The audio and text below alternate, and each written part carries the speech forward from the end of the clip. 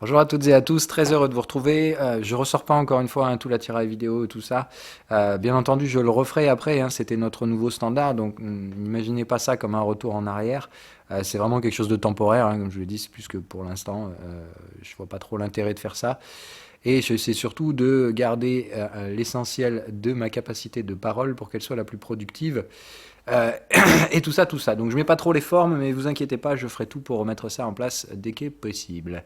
Bref, faisons quand même un point express ce matin. Les indices tombent hier, c'était plus ou moins prévisible. En tout cas, ça faisait partie de mon plan. Donc, je vais me poser la question de ce que je fais de la partie couverture du S&P 500 maintenant que nous avons un range mature. Et le cours qu'on a fait donc hier dans la live room sur ces ranges dont la capacité temporelle est assez emmerdante, où justement c'est dans ces cas-là qu'il faut tout bêtement sortir vos dumb zones et réfléchir à la maturité de vos ranges. De cette façon-là, on voit bien ici que les contextes réagissent pas du tout, ils sont complètement à la ramasse, et donc effectivement ici on a tout simplement un range dont le facteur temporel et malheureusement, ici, une variable très ajustable. Ici, clairement, ayant bouffé un peu ces news avec les vaccins, il a fallu d'ailleurs que le marché digère. Et là, clairement, on attendait des informations et on le voit bien, le marché reste clairement à plat. Alors, c'est ni haussier ni baissier, c'est juste neutre. Et effectivement, là, ce qui embête beaucoup de gens, c'est malheureusement toujours les mêmes problèmes, les biais d'impatience.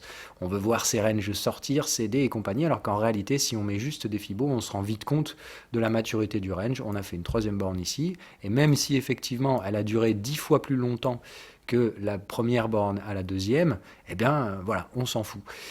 On met un temps relativement long pour atteindre ce qui est probablement une quatrième borne. En tout cas, il fallait sortir de la dumb zone. C'est donc chose faite.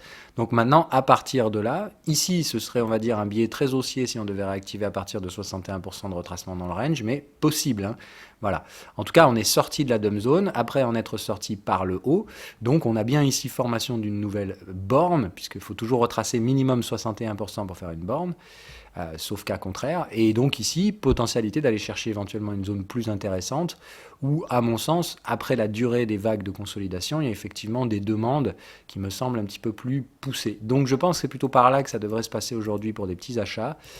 Donc la question est toujours, qu'est-ce qui va se présenter là-bas comme signaux quand on va traiter dans cette zone-là? Et en fonction de ces derniers, est-ce que je retire une partie de la couverture? Oui, non, etc. Ou voire la renforcer. Il va de soi qu'en cas de sortie baissière de ce range, vu la durée de la consolidation, ce sera un rejet du sommet historique. Ça fait longtemps que ce n'est pas arrivé. Et on risque derrière d'avoir des replis assez marqués. Donc on fait quand même attention.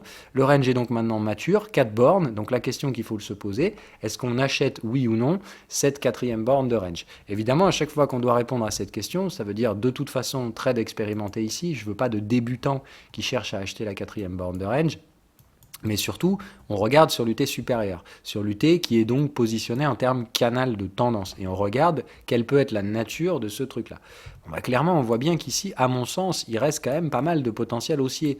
Dans le sens où ici, on essaie timidement déjà de venir atteindre les 50% inférieurs du contexte, qui est toujours bien haussier, avec des moyennes qui se réorientent, et un contexte d'UT supérieur qu'on voit là, qui est donc lui aussi haussier.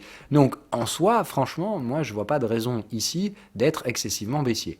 Donc, dans ces cas de figure-là, c'est plutôt l'inverse, c'est de se dire, dès qu'on va passer dans la partie inférieure du contexte, on va très probablement trouver ici quelque chose qui ressemble à un pullback.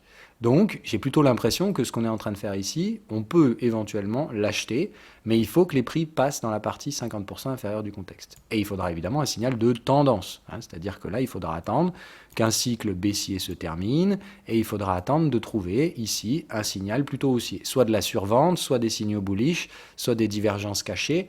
Voilà, il faudra, je pense, par là, trouver différents signaux. Pour l'instant, tout ce qu'on voit dans ce range, c'est la première cassure technique qu'on réalise au sein du range. C'est-à-dire que pour l'instant, sinon, sur l'UT supérieur, tout ce qu'on a fait depuis, c'est simplement réaliser des cycles. Et donc là, un premier cycle vient de se casser. Après, la cassure n'est pas non plus dramatique.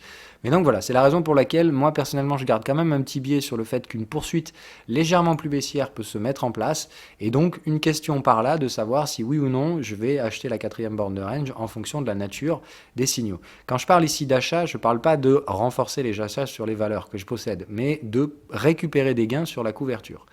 Et dans ce cas-là, donc récupérer un petit gain de couverture et puis du coup réduire le montant de sa couverture, pensant clairement que derrière la probabilité possibilité d'un rebond acheteur pour aller peut-être chercher les 3750 me semble quand même à ce stade le scénario le plus probable. Alors évidemment, on le maintient, il faut toujours se tenir au-dessus de 3500 et tout ça. Et rappelez-vous, quand on construit un plan, on n'est pas déterministe, on est toujours opportuniste. On sait juste dans les zones spéculatives dans lesquelles on va porter de l'intérêt au marché. C'est vraiment ça qui est important et qu'il faut que vous compreniez. Donc aujourd'hui, je vais porter de l'intérêt au S&P 500 très clairement. On s'attendait depuis hier, avec la clôture des contrats de volatilité mensuels, qui se sont évidemment donc clôturés en bas, à venir retrouver de la volatilité hier. C'est ce qui s'est fait sur la fin de session. On traverse donc de manière plutôt verticale la partie de la dump zone, en fait aussi verticale qu'on l'avait fait dans l'autre sens. Et on vient donc chercher ici notre quatrième borne de range. Voilà, donc aujourd'hui, travail spéculatif de type quatrième borne de range, c'est-à-dire plutôt avec des expérimentés. Et pour les autres, vous devez regarder le graphique horaire et attendre l'apparition d'un signal, puis sa confirmation par un triangle pour pouvoir éventuellement prendre un trade en suivi de tendance, évidemment à la condition que vous ayez une vision tendancielle de ce marché. Bien entendu, si vous pensez que ce marché va se crasher, ne tradez jamais contre vos convictions. C'est bien comme ça que ça se construit. Rappelez-vous, d'abord on a une idée, on a un sentiment par rapport au marché, on rationalise ce sentiment. C'est-à-dire que si vous êtes en permanence en train de dire que le marché est trop cher, etc., c'est qu'il y a peut-être un petit problème sur votre perception du sentiment. Mais voilà, donc on fait quand même attention. À rationaliser son sentiment, mais on n'essaie pas de trader contre. Voilà. Si vous avez une idée et un avis sur le marché, n'essayez pas d'aller à l'envers. Voilà. Mais par contre, le trading, c'est pas faire ce qu'on veut. Le trading, c'est faire ce qu'on veut quand on a des situations appropriées à la mise en place probable de ces scénarios-là.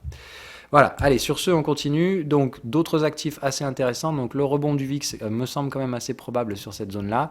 Donc, échec quand même à la cassure du support me semble être le plus probable en ce début de mois. Maintenant, la grande question étant donc jusqu'où l'oscillation haussière pourrait éventuellement se mettre en place. Puisque donc, on a pour l'instant un marché assez ennuyeux dont les derniers cycles cassent à la fois des supports et des résistances. Donc là, on est un peu emmerdé parce que on a quand même, d'un point de vue plus large, c'est-à-dire quand on élargit la structure dans le temps, on a par contre ici des creux, enfin des sommets descendants et des creux ascendants. Donc on est quand même sévèrement emmerdé sur la lecture globale de ce marché. On ne sait pas trop quoi en penser, etc. Alors évidemment, moi je pars toujours du principe que le dernier move est un move de sortie de volatilité très brutale suite au Covid, et que généralement ce type de mouvement voit une phase de reprise derrière qui correspond toujours aussi avec le schéma cyclique le plus probable sur le marché à action américain, qui est donc tout simplement normalement une petite crisette derrière qui refait le travail, et puis évidemment là derrière le vrai short de volatilité, celui qui je pense pourra nous mener sous les 15 en termes de volat et revenir chercher donc des niveaux plutôt très intéressants pour du suivi de tendance et des portefeuilles à vision un petit peu plus large. Voilà. Mais pour l'instant, je suis toujours pas confiant sur la probabilité de ce marché de continuer une marche d'écrasement de volatilité vers ces 15 en l'état actuel sans qu'on ait réussi à franchir une résistance. Voilà. Donc après, je pense toujours à un franchissement marginal.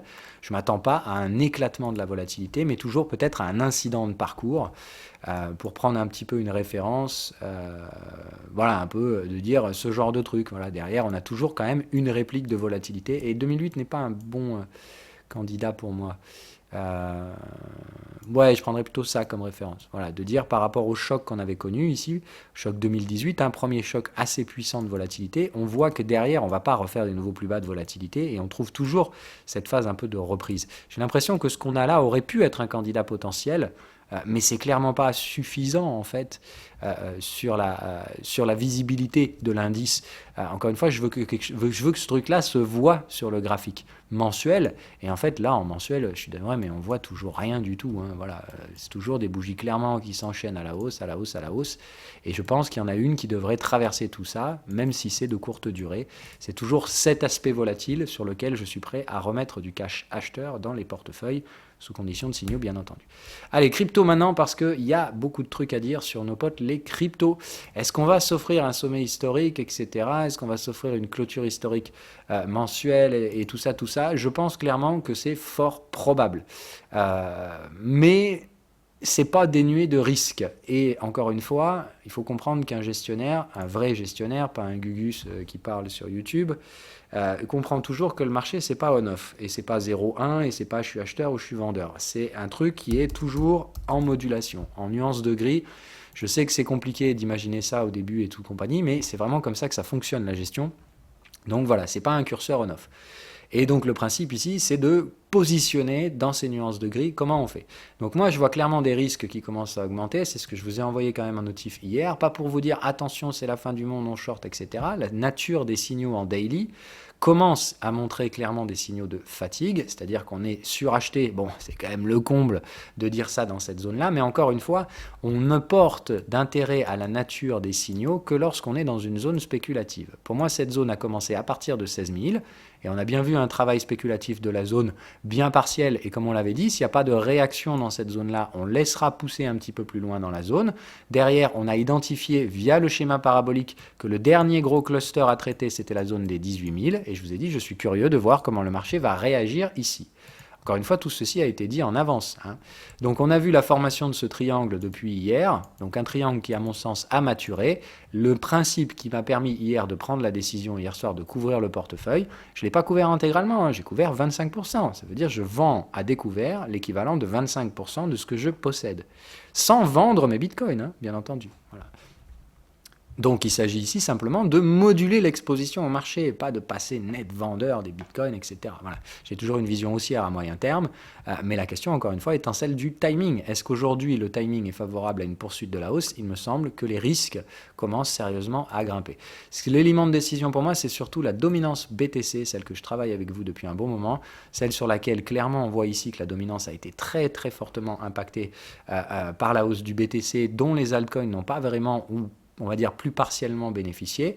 On voit bien cette structure ici qui est tendancielle, malgré le fait qu'on arrive d'une moyenne baissière. Donc encore une fois, on a affaire ici à des structures de range, on ne passe pas de tendance haussière à tendance baissière, mais donc probablement dans des ranges, mais cette structure reste tendancielle sur le canal de tendance, et on identifie bien la zone de breakout ici assez clairement.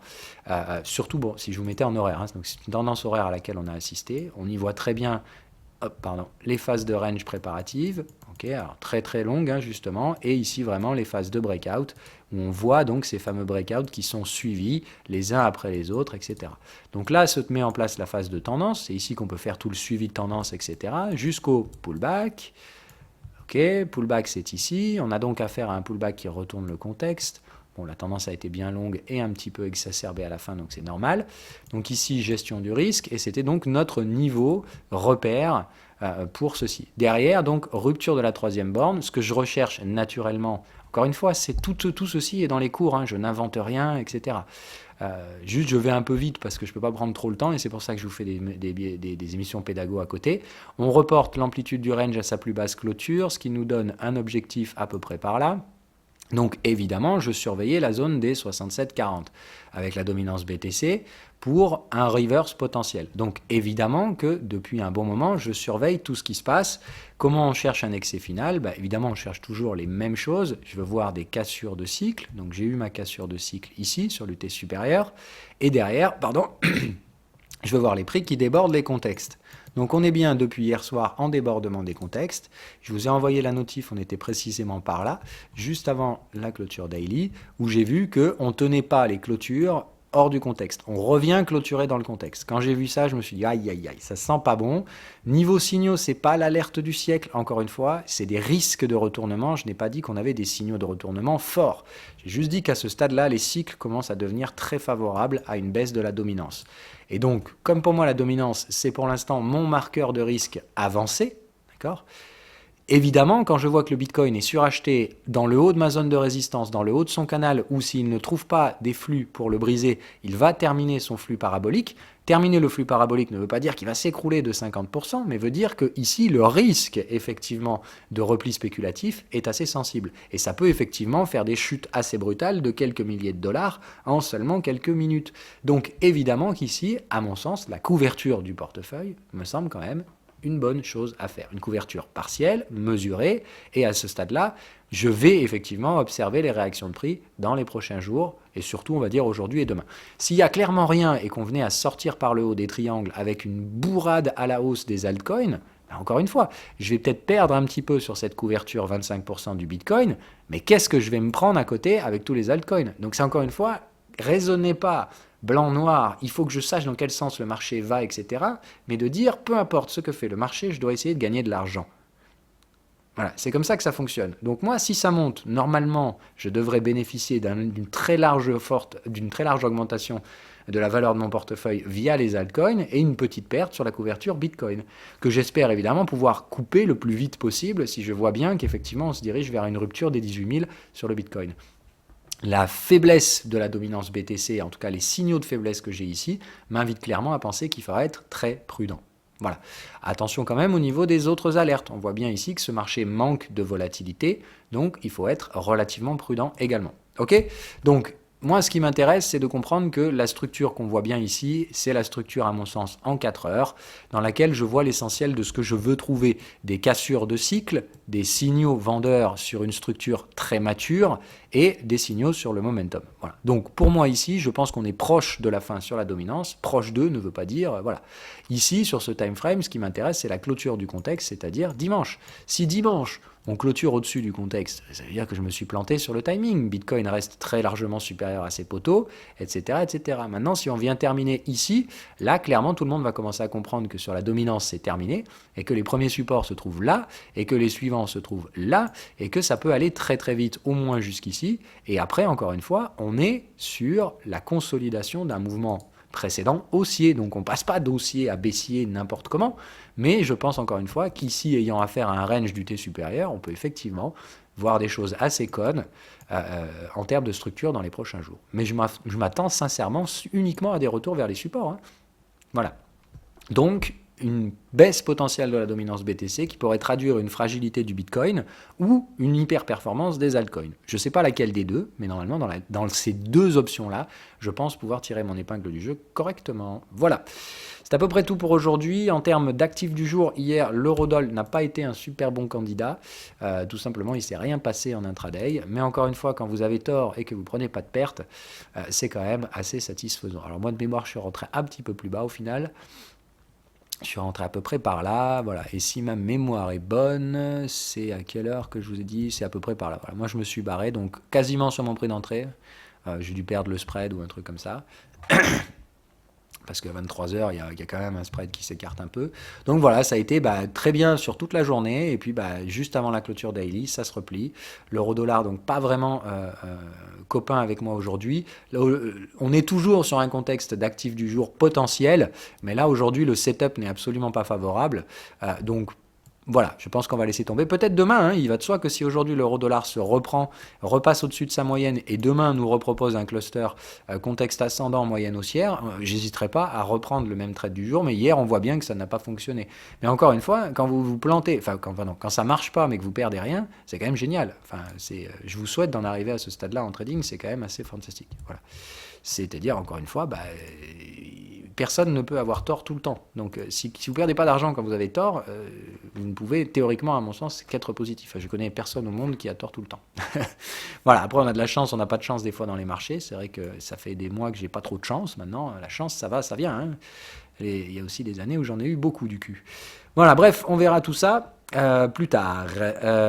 Pour le reste de la gestion du portefeuille, je ne sais pas. Je surveille toujours Apple en daily hebdo, hein, toujours pareil. Donc attention hein, en cas de rejet ici, si on se dirigeait vers des choses plus baissières. Maintenant, pour l'instant, il n'y a pas d'alarme à proprement parler sur l'ensemble de ces marchés. Voilà. Écoutez, on verra si je peux vous prendre ce matin en live pour faire un actif du jour. Mais pour cette émission, je pense qu'on va s'arrêter là. Bye bye.